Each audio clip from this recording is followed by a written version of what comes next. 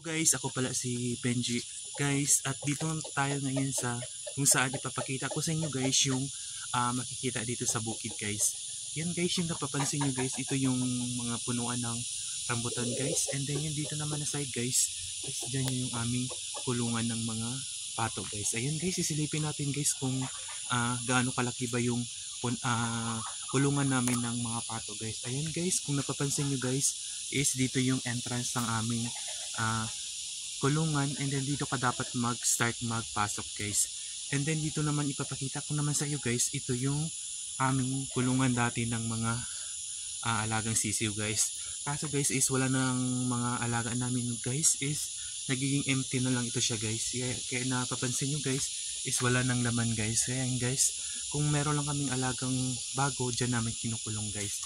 Ayan guys, ito yung karuktong ng aming kulungan ng mga alaga guys. And then napapansin nyo dito guys, ito yung makikita nyo guys na sa likod ng aming mga kulungan guys. And then napapansin nyo ba guys yung mga puno ng rambutan guys, is hindi pa siya nagbulaklak guys dahil sa madalas ang tag-ulan, hindi po siya nagmumulaklak guys.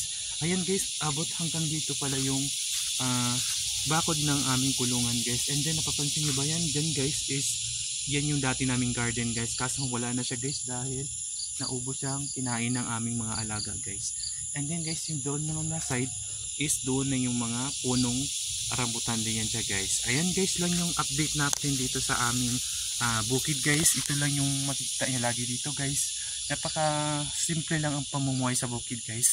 Kung nambabala kayong magtira, is napakaganda rin guys kasi napaka tahimik, and then presko po yung mahangin na iyong malalanghap.